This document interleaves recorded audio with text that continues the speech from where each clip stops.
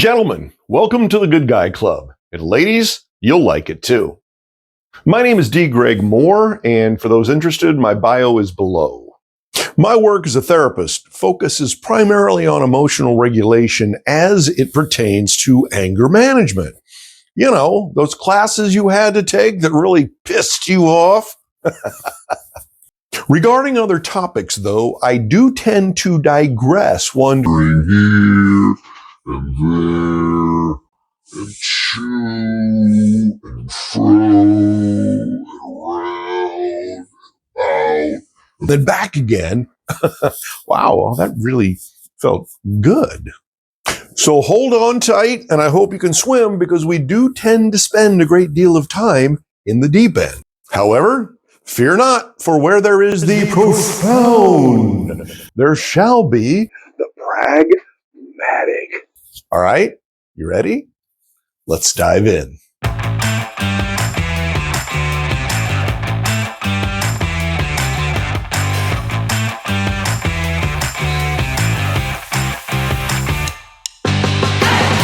What is the purpose of an emotion?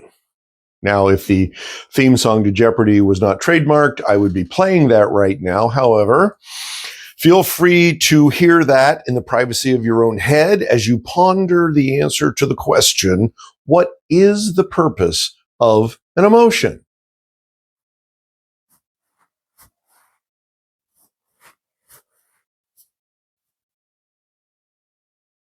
Okay, fine. Its etymology, whether French, Latin, or Middle Earth, leads us in the direction of movement.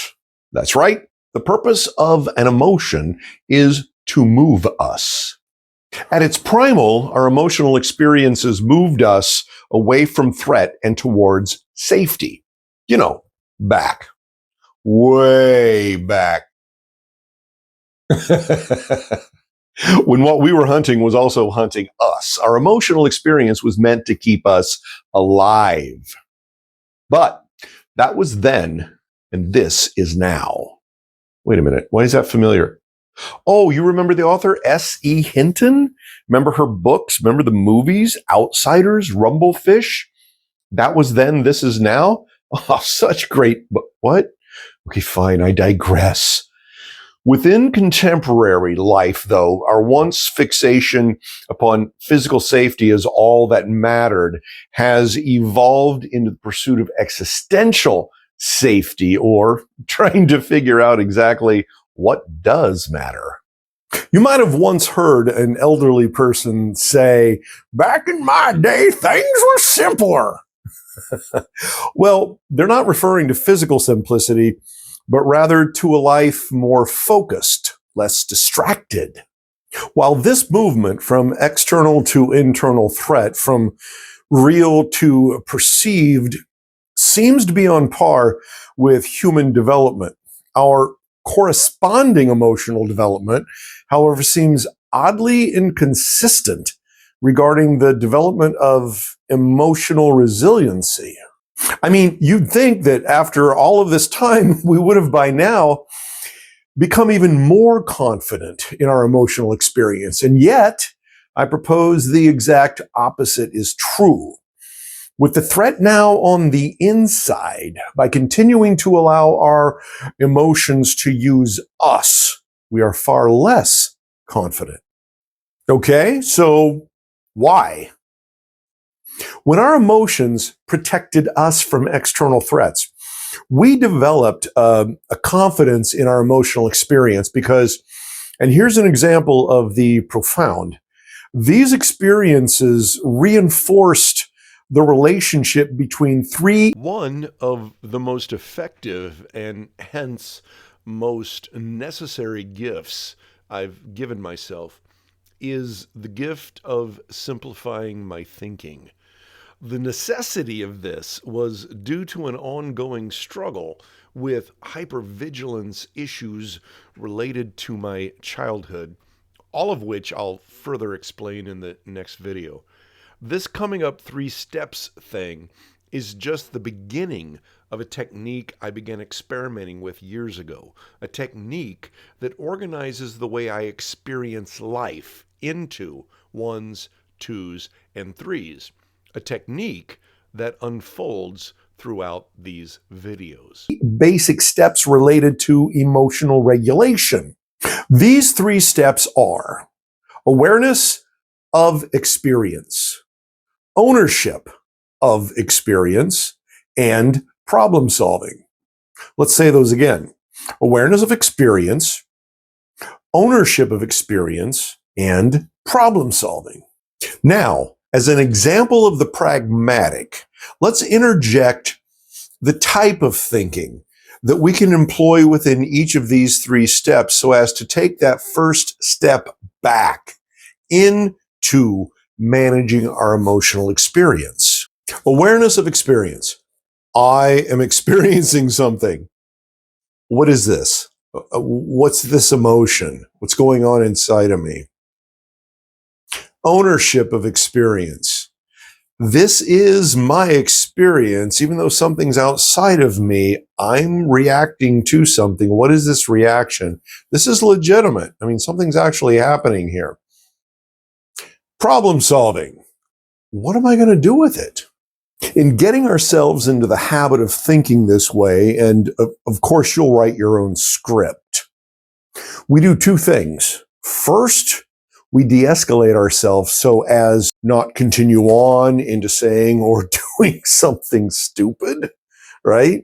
But more importantly, and I can hear you say right now, but what do you mean more importantly? What's more important than not saying or doing something stupid? I get it. That's the most common protest I hear. But how do I handle the heat of the moment? You know, when I just go off? Well, yes, you do. Why? Because you haven't built into your daily life yet the necessary ritual that, as you practice it every day, you create within your own mind a safe place to go. An example of a ritual is brief and debrief. In the morning, set aside 10 to 15 minutes for just you, your beverage of choice, and your journal.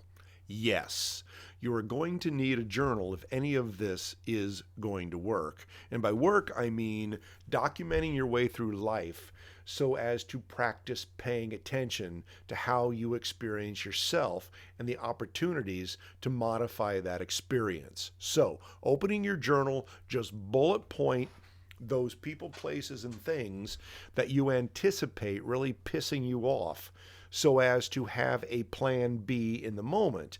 And it helps if you keep your journal nearby so as to review throughout the day. I have found this approach helpful in that I have remained married and out of jail. Debrief is the same amount of time in the evening to review your day, to review the bullet points, review what worked and didn't work so as to fine-tune your plan for tomorrow, because this evening's debrief will be rolled over into tomorrow's brief, and so the ritual goes. So as to figure out what you're actually reacting to before you react. And then every day that you practice this, you reinforce the foundation of your own confidence. Confidence moves on a continuum between safe and unsafe. The greater the safety within, the more confident you are, and vice versa. Now, I know you've all heard of flight or fight. Well, okay, that's not the order we typically hear it, but fight or flight actually is not the order it really occurs. I mean, most of us don't immediately fight and then run away. We probably try and get away first, and if we can't, then we fight. And yes, I know there's freeze, but freeze isn't a third category. It's a subcategory of flight. It's just not physical flight, but rather mental and emotional flight, very similar to disassociation. So then, riddle me this. What does flight or fight look like, or better yet, sound like, in here when the threat's internal, right? What does flight or fight sound like when the threat's internal? Okay, so let's reiterate the 3 stages of emotional regulation, except this time with different thinking. Awareness of experience.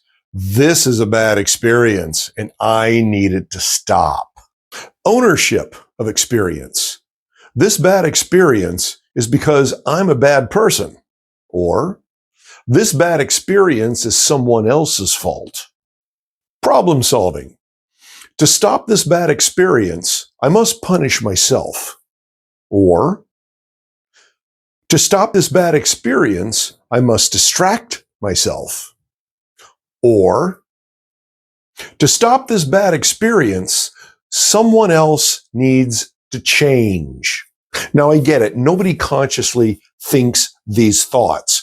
But if we continue to allow our emotions to use us, we will reinforce the lack of safety within our own minds. So, as I wind this video down, and hopefully the first of many to follow, let's go out with a few big statements.